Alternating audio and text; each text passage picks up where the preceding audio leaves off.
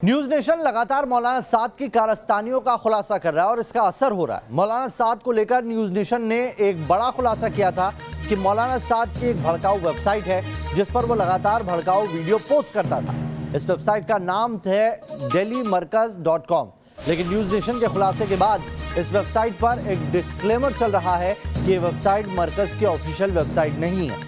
इतना ही नहीं, मौलाना साद और उसके लोग न्यूज नेशन के खुलासे से इतने घबराए हुए हैं कि वेबसाइट के साथ साथ वो यूट्यूब चैनल और सोशल मीडिया पेजेस को भी ऑफिशियल मानने से इनकार कर रहे हैं, जबकि इसका पता क्राइम ब्रांच को भी है और क्राइम ब्रांच ने नोटिस भेजकर मौलाना साद से वेबसाइट के बारे में जानकारी तलब की है।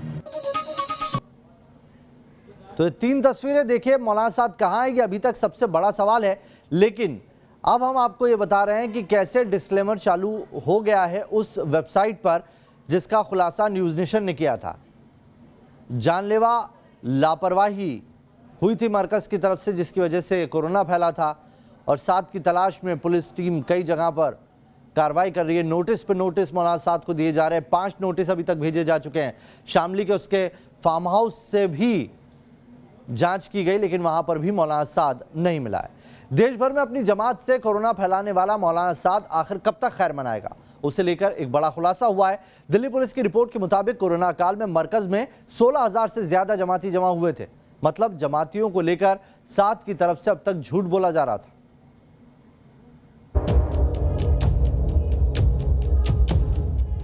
मरकज वाले शातिर मौलाना की चाल बेनकाब। आखिर कब तक खैर मनाएगा वायरस फैलाने वाला मौलाना। कोरोना वाली जमात को लेकर बड़ा खुलासा। 13 से 24 मार्च के बीच मरकज में जमा हुए थे 16,500 जमाती। मौलाना साद पर जमातियों की तादाद छिपाने का आरोप। दिल्ली के निजामुद्दीन में मौजूद इस इमारत को आप भूले नहीं होंगे। ये तबलीगी जमात का अंतर्राष्ट्रीय मुख्यालय है। जमात के इस मरकज से देश भर में कोरोना वायरस फैल गया। कोरोना वाली इस जमात को लेकर बड़ा खुलासा भी हुआ है। दिल्ली पुलिस की रिपोर्ट में मौलाना साद के खिलाफ बड़ा सबूत मिला है।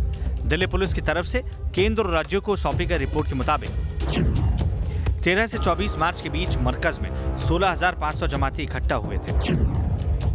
मोबाइल डेटा कॉन्टैक्ट ट्रेसिंग के जरिए जुटाए आंकड़ों से यह खुलासा हुआ है। दिल्ली पुलिस ने सभी 16,500 लोगों की लोकेशन की जांच की। मरकज के बाद जमाती करीब 15,000 लोगों के संपर्क में गए थे। मरकज से कम 17 राज्यों और केंद्र शासित प्रदेशों में संक्रमण फैला है। मौलाना साद ने इस अहम जानकारी को पुलिस से छिपाने की कोशिश की। जानकारी के मुताबिक दिल्ली में मरकज का समारोह 13 से 15 मार्च तक 3 दिन के लिए बुलाया गया था। इससे पहले देश के तमाम धार्मिक संगठन अपने समारोह रद्द कर चुके थे। ऐसे में छत के नीचे हजारों लोगों को इकट्ठा करने का मकसद क्या था, जबकि पूरी दिल्ली में धारा 144 लागू थी। भीड़ लगाने पर सरकारी पाबंदी थी। 24 मार्च से पूरे देश में संपूर्ण लॉकडाउन कर दिया गया था, लेकिन उससे पहले ही मरकज में लगभग 2,000 लोगों के खाने पीने का सामान इकट्ठा किया जा चुका था। यानी ये पहले से तय था कि 15 मार्च के बाद काफी समय तक जमात के लोगों को दिल्ली में रुकना था। तो क्या ये एक सोची समझी साजिश थी जिसे मौलाना ने काफी पहले से प्लान कर अंजाम दिया था?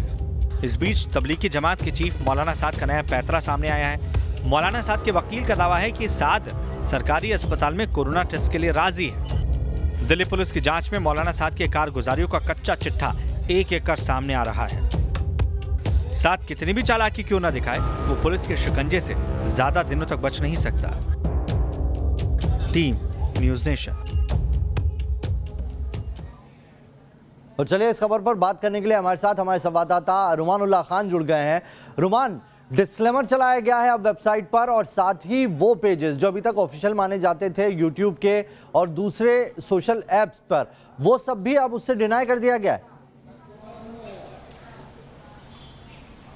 देखिए, डिस्क्लेमर चल रहा है जिसमें लिखा हुआ है कि ये मरकज़ की आधिकारिक वेबसाइट नहीं है। लेकिन सिर्फ डिस्क्लेमर चलाना ही काफ़ी नहीं होगा, क्योंकि जिस तरह से वेबसाइट चल रही है, जितना खर्चा उस पर हो रहा है, वॉइस ओवर आर्टिस्ट के ज़रिए मरकज़ के तमाम वीडियो शुरू होते हैं। इसके अलावा जो वहाँ पर तकरीरें होती हैं या ऑडियो मैसेज होते हैं वो बहुत ही अच्छे इक्विपमेंट के ज़रिए रिकॉर्ड किए जाते हैं और उसके बाद फिर उस वेबसाइट पर डाले जाते हैं। हमें सूत्रों से जानकारी मिली है कि एक पूरी टीम है जो कि मरकज़ की इस वेबसाइट को चलाती है, सोशल सारे प्लेटफॉर्म को हैंडल करती है और यही जानकारी क्राइम ब्रांच को भी मिली थी क्योंकि इस वेबसाइट पर कई भड़काऊ और आपत्तिजनक ऑडियो वीडियो डाले गए थे, जिसके बाद ही क्राइम ब्रांच ने इस वेबसाइट के ऊपर नज़र गई। क्राइम ब्रांच की इन्वेस्टिगेशन की, तमाम वीडियो ऑडियो सुने और उसके बाद फिर मौलाना साद से जवाब मांगे गए कि आखिर इस वेबसाइट को कौन चलाता है और कहां से ये ऑपरेट होती है, इसका पासवर्ड क्या है, इस वेबसाइट से जुड़ी हुई तमाम जानकारियां मांगी गई।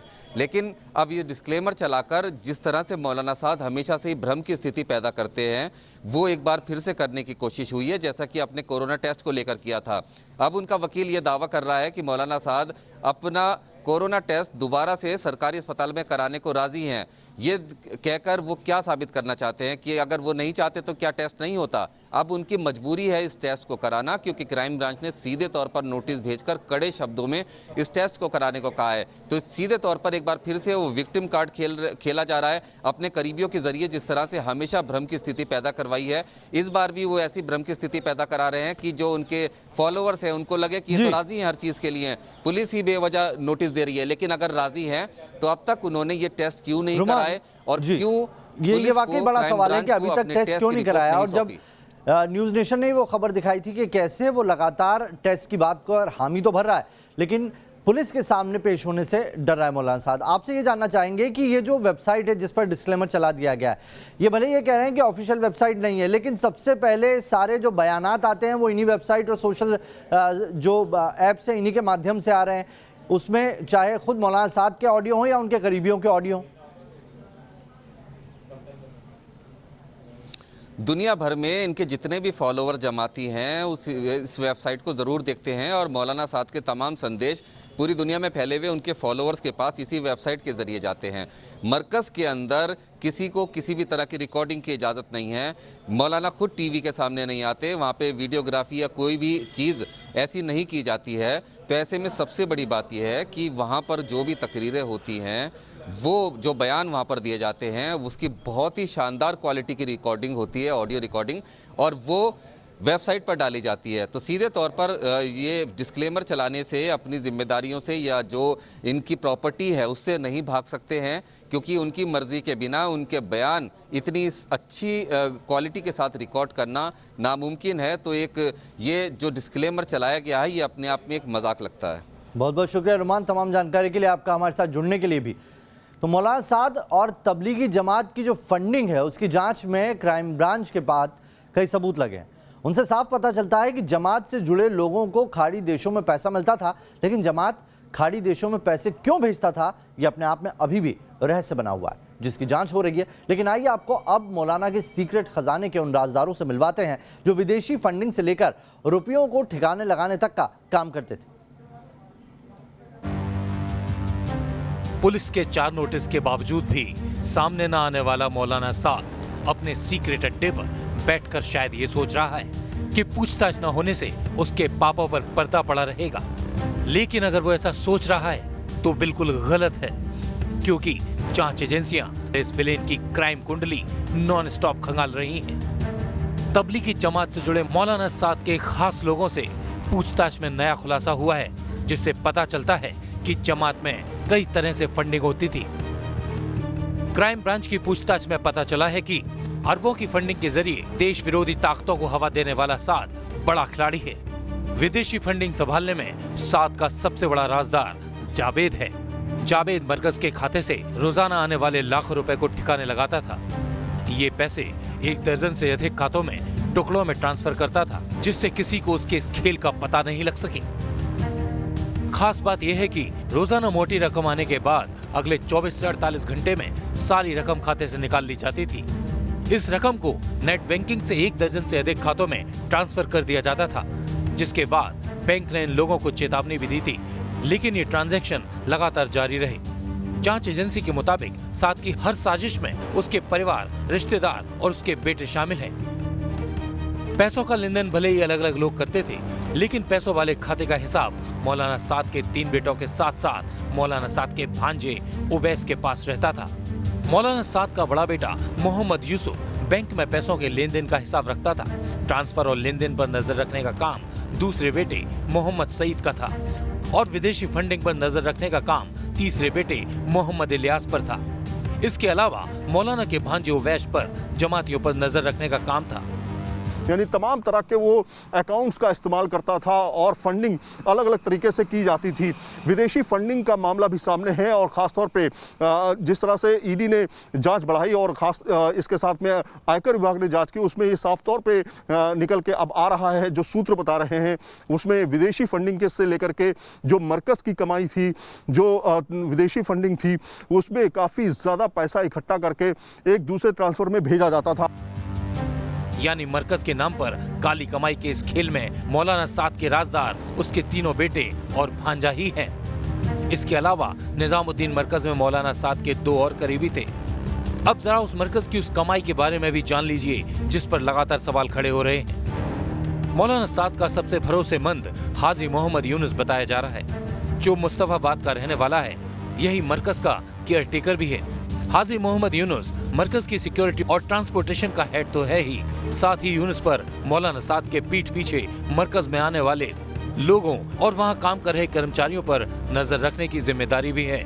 इसके अलावा जाकिर नगर का रहने वाला मुफ्ती शहजाद भी मौलाना का भरोसेमंद बताया जा रहा है और वो मरकज के प्रशासनिक कमेटी के सदस्यों पर नजर रखता है।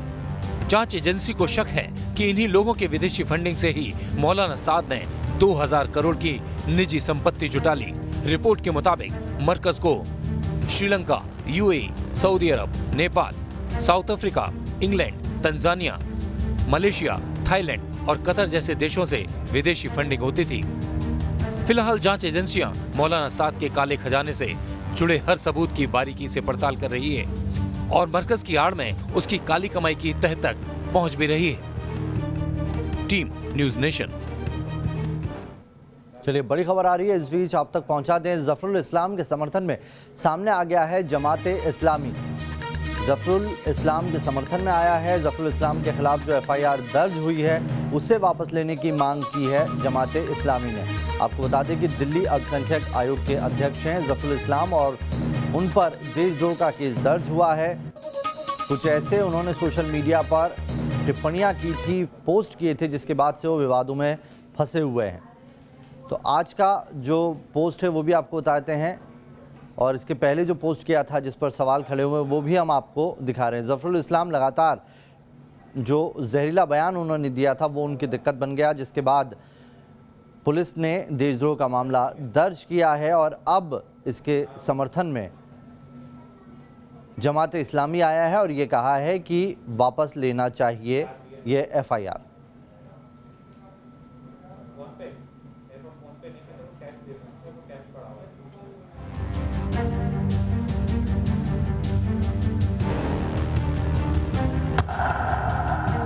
मजहब के नाम पर हिंदुस्तान को धमकी क्यों?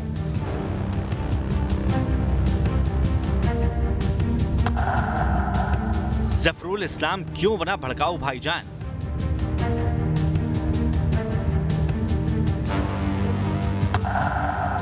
टीएमसी के अध्यक्ष की ये कैसी कट्टर सोच?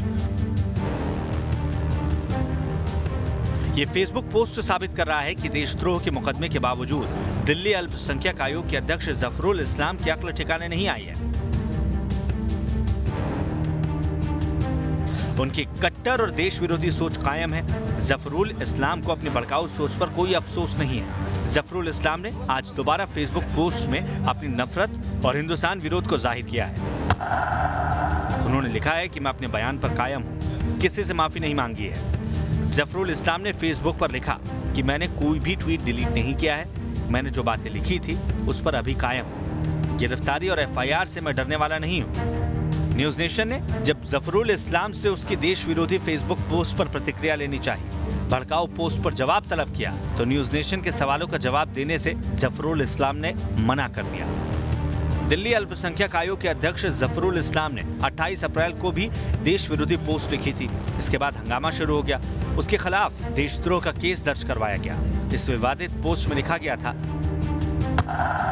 कट्टर सोच रखने वाले संभल जाओ, भारतीय मुसलमानों ने तुम्हारे नफरत भरे अभियान, लिंचिंग और दंगों के बारे में अब तक अरब और मुस्लिम जगत से शिकायत नहीं की है। जिस दिन भारतीय मुस्लिम शिकायत करने के लिए बाध्य हुए, वो दिन कट्टर सोच रखने वालों के लिए बहुत भारी पड़ेगा। जफरुल इस्लाम ने मरकज के जमातियों को लेकर पहले भी बयानबाजी की थी।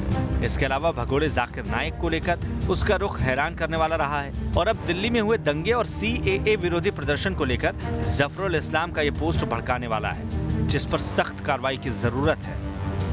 Team news nation.